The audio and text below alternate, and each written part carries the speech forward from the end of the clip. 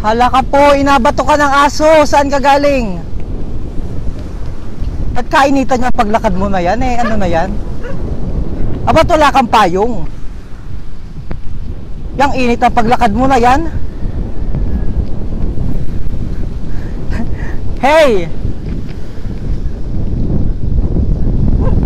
Parang ikaw ay alam na ang balis eh. Ay nasuray-suray mo. Ha?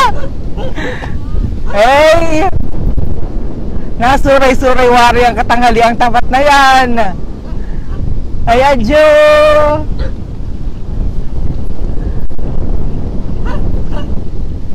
Ay kainitan niyang paglakad mo po na yan. Ay may apakita po ako sa inyo. May tanong ako sa inyo. Ito ay live vlog ko. Ano ang gusto ninyo po? Ari, kutsinta? Kutsinta na kinayod ang lahok? O kutsinta na keso ang lahok? Ari-arian dahil ari ang pagkain. Pakita ko sa inyo ang aking merienda ngayon. Ay sabi ay ano, kutsinta na. Saan ka po galing ani? Ha? Ano ginawa mo doon? Nagpatawas? Bakit? Ay ano daw ang lumabas? Nanuno? Ay adyo. Ayan, ito ang tanong ko sa inyo sa aking live vlog ngayon. Kutsinta na keso, na may keso, o kutsinta na kinayod? Dahil ako ang gusto ko po ay kutsinta na may kinayod. Yan ang aking paborito. Kaya ako ay nagbalunas ng nyug. Ayun no, sabi ni Onilin, kutsinta na may kinayod, gusto rin niya. O paborito ko din ni kutsinta na may kinayod. Ay, good afternoon. Yan. At paborito ko ang kutsinta na may kinayod.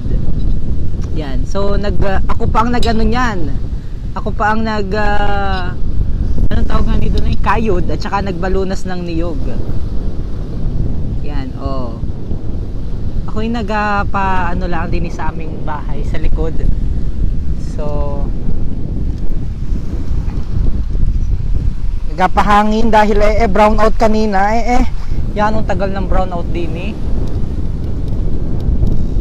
O sabi ko sa inyo si Felipe Preclaro gusto din na kutsinta na may kinayod, pares kami. Wala bang pianuno? Walang pianuno, wala na ako nakikitang pianuno ngayon. Oh, ayan. So ang ganda ng likod ng bahay namin po, tingnan niyo. Oh, ha? Hi. Don Arnay Reforma. Wala bang pianuno? Yan lamig ho din eh. At yan ang ganda ng simoy na hangin. Hi Jason Malala Hermosa. Pwede po ba makitulog dyan? Ay pwede man din. Oh, sabi ni Ferdinand Osmilio, oh boy, yung may kinayod. Masarap yung may kinayod kaysa sa ano. Tapos yung kinayod ay bingi, nyug na bingi, mas masarap. O tingnan mo si Coco Det, may kinayod po ang gusto ko. Totoo yan, mas masarap yung may kinayod. Oh, pa-shoutout naman po yung mga taga-Kalangkang DJ Myong. Hi, shoutout. Sabi ko sa iyo, ito, may kinayod.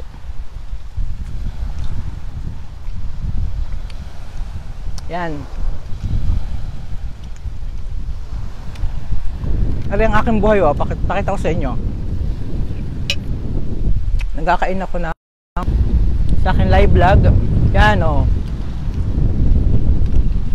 Ayan ho ang buhay-buhay. Nagkakain kita ng kutsinta na may kinayod. Ang sarap po ng hangin dito, oh. Yan pong nakikita ninyo na yan, yung tablas straight baga ito. Yan ay pag-aari ko lahat. Yung mga bangka na nandun, pag-aari ko po lahat yan. Joke lamang po. Joke lamang po. Mamili na po kayo ng bangka.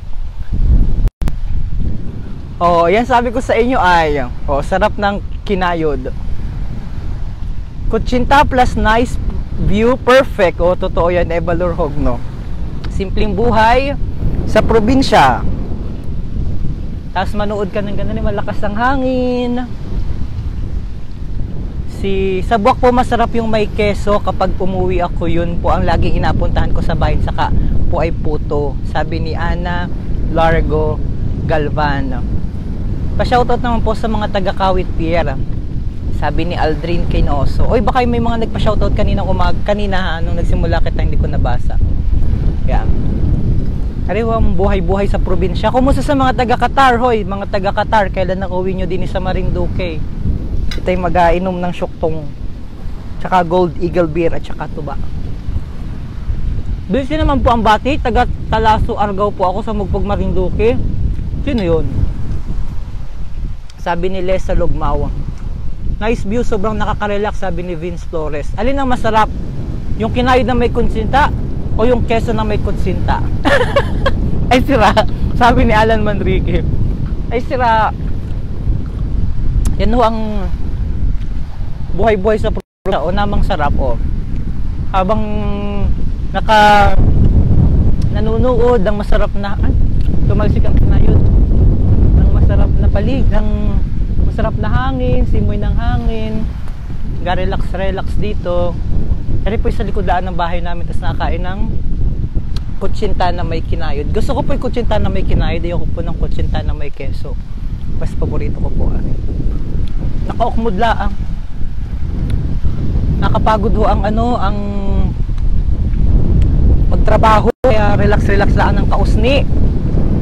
Kayo po yun, ga-relax dyan sa inyong nagkakatayuan.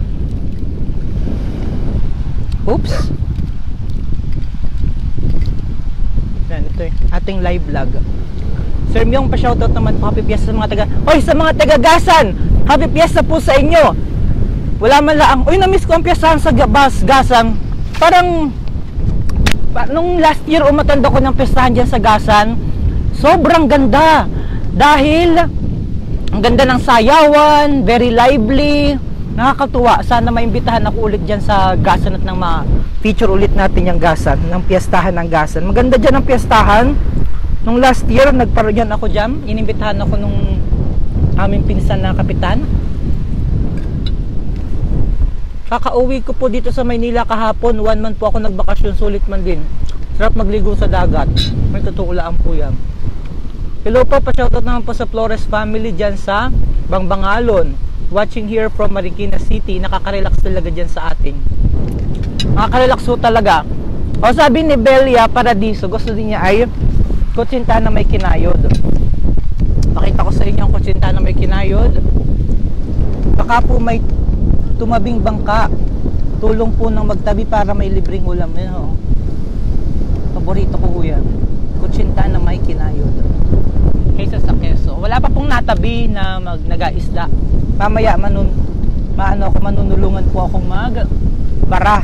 Tawag po sa amin ni magbara ng bangka para libre ang hapunan. O si Sir din gusto din ay kutsinta na may kinayod. Sabi ko sa inyo ay mas masarap. Malinamnam at saka yung niyog na bingi. Naku, mas masarap.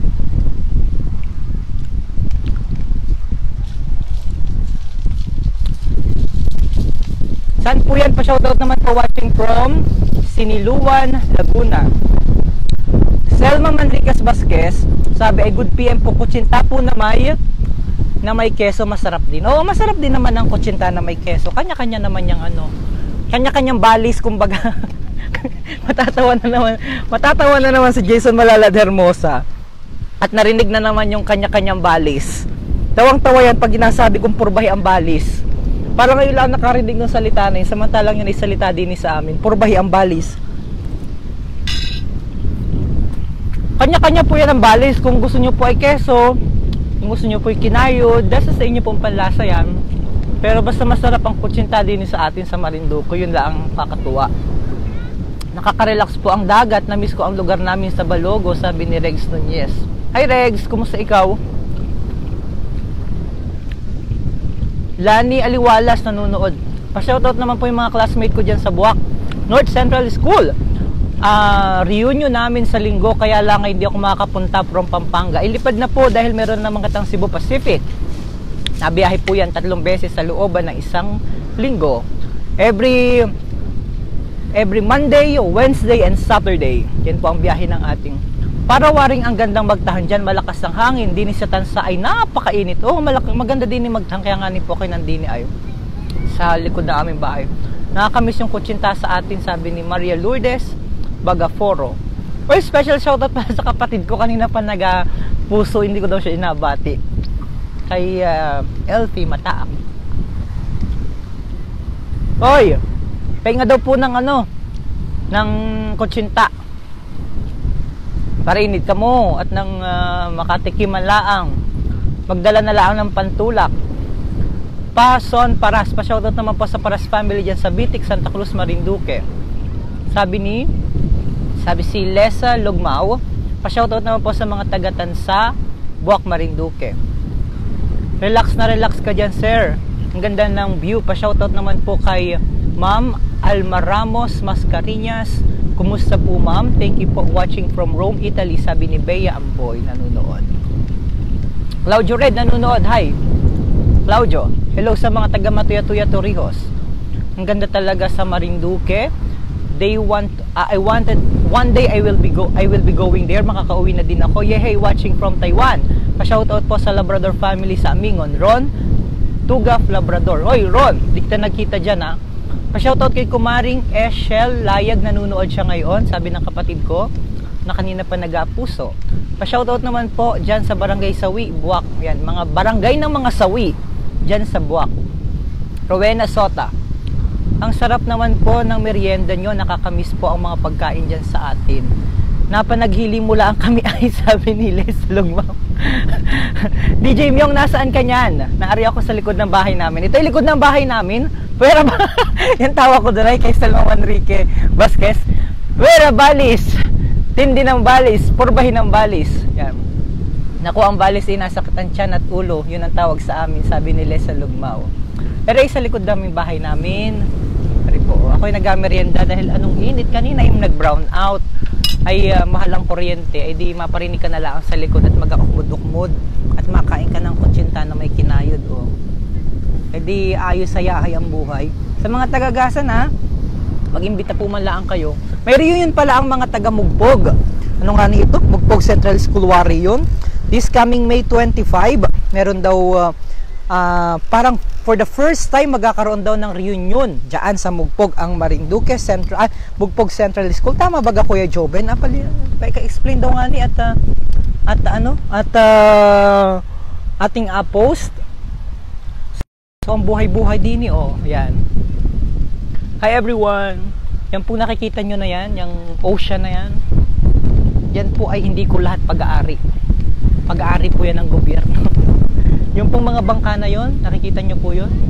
Yan din po ay hindi ko pag-aari. Pag-aari po ng mga kapitbahay ko yan.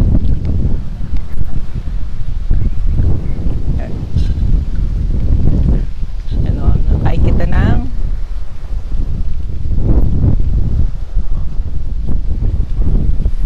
kutsinta po na may kinayod. Yan. Yan ang paborito kong kainin. Ako, by the way, ako po ang nag-ano yan ha. Ako po anong tawag doon? Nagkayod ng niyog. Happy Fiesta sa mga tagagas. Ba't yung kapatid ko'y nagatawa? Pa-shoutout naman po kabay na kamis dyan sa isla, sabi ni Gina December. Uy, December! Kaya lamang ay Mayo pala po ngayon, di ko sana abatiin. Lani Aliwalas nanonood. Salamat po sa pagbasa ng message ko.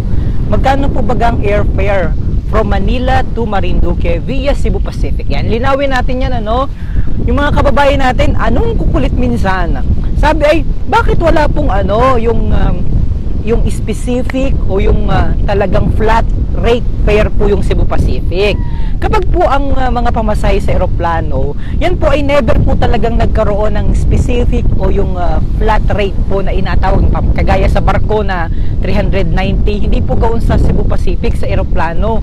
Yan po ang basihan ay depende po sa availability at depende po sa kung gaano kayo katagal o kalapit nagpabook.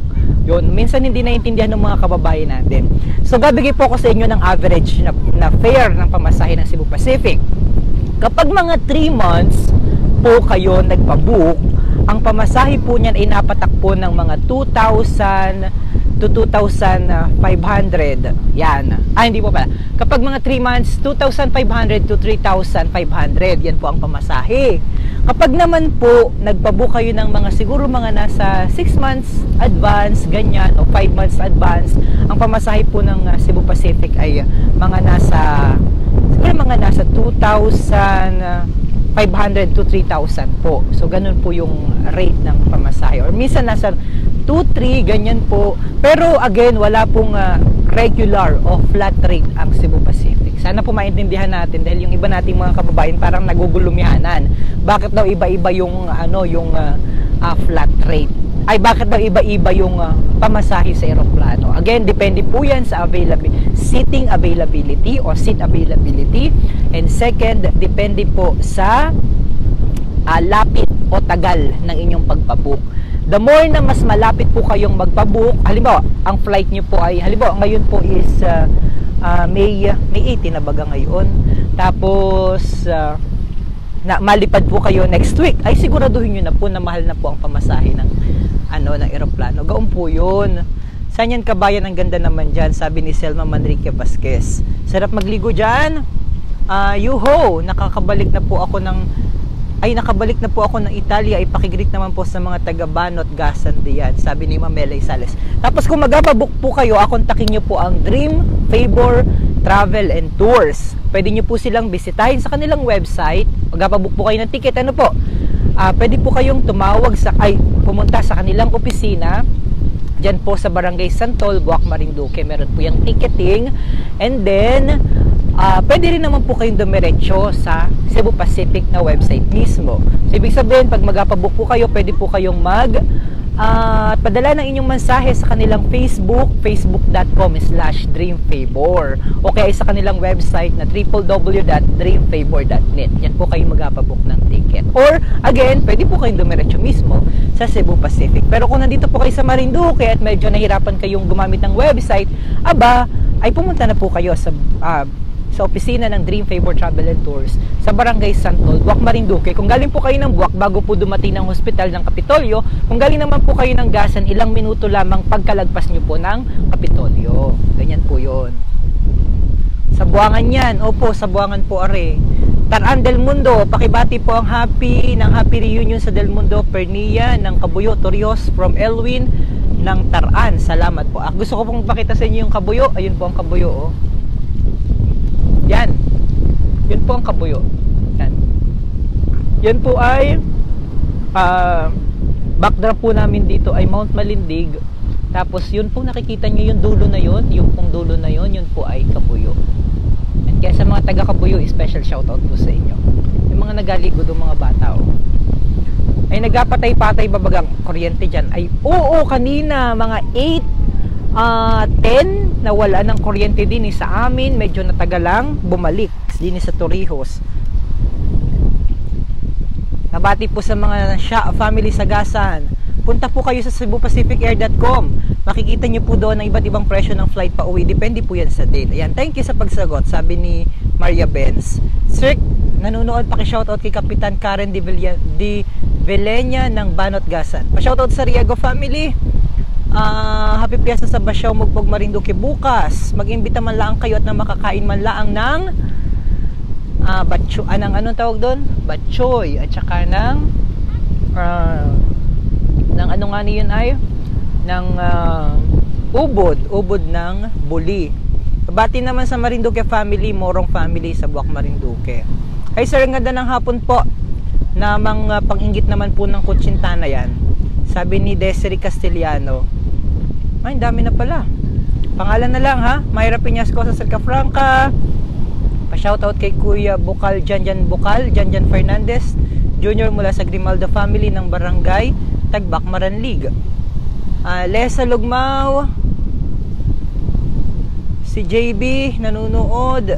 Sino yon? JB Historilio Malakas. Si Ani Ferran, pabati naman po sa tatay ko. Nicolas Ferran, kumusta po kayo? Ingat palagi pag motor. Kay Chafeli, kumusta po? Yan. So salamat po sa pagbati, sabi ni Tar Andel Mundo. Pabisita daw po ng ubas ko dyan kung madami ang bubungahin. Saan ang iyong ubasan? Nataparuna natin. Hala, ako po'y magpaalam na sa inyo. Maraming salamat po sa pabati po sa Rio Florido family dyan sa New Zealand, sabi ni Eds Rio Florido. Ulit, sa ating pong katanungan, ano ang gusto nyo? Ang kutsinta na may kinayod, sorry, naubos na po, o kutsinta na may keso? Ako po ay kutsinta na may kinayod, pero depende po yan. Minsan din ay gusto ko yung kutsinta na may keso. Again, ako po ipansamantala magpaalam sa Tita Rebecca Medina Pagal nanunood. Nandini ka sa Marinduque, tita? Kayo mabisita sa inyo. Ako po yung magpaalam na sa inyo. Bye-bye. Maria Lourdes Bagaforo nanunood. At maraming salamat sa ating pagtutok sa aking live vlog. God bless kabayan. Mabuhay po kayo dyan sa kung saan man po kayong nandoon ngayon. Ako po yung nagpapahinga ngayon din sa likod ng aming bahay habang nakain ng kutsinta na may kinayod. Bye-bye. God bless kabayan. Ingat kayo, Permi. I love you all. From Buang Antorios, Marinduque. Nagpaalam sa inyo. Bye-bye. Sapal na lang. Katuwa yung sapal, walang tamis. Kutsinta po na may kinayo dyan ang masarap. Okay, kapaalam na po ako. Thank you, Vince. Ako po ay kutsinta na may kinayo. Doon parehas kami ni Rowena Sota Sato. Babay na agad. Opo, ako'y kanina pa naka-live. Mga 5 minutes. Ay, hindi pala. Mga 10 minutes na po ako naka-live. Bye-bye! This is my live vlog. See you tomorrow! Hi Myong, see you pag uwi ko. Kailan nang iuwi mo, Tita Rebecca Medina Pagal? Hindi kita nagkakita malaan din eh. Maparoon ako sa iyong mansyon. Magkalapit po ang bahay namin ni Tita Rebecca Medina Pagal. Yan, doon na ang bahay niya, doon sa kabila. Doon, no? Pakita ko sa inyo. Doon. Doon ang bahay niyan, doon sa may likod nung malaking bato doon, no? May bato po diyang malaki, nandiyan ang bahay nila, Tita Re. Yan. Katuwa yung sapal, Eds Rio Florido. Walang tamis. Dapat yung nyug talaga na totoo para may gata. Okay? Bye-bye! Rowena Sota Sato. Ay! Special shoutout pala kay kay Jason Malalad Hermosa, Cathy Pilar at Rosemary Cañete Nite. God bless. God bless po. God bless.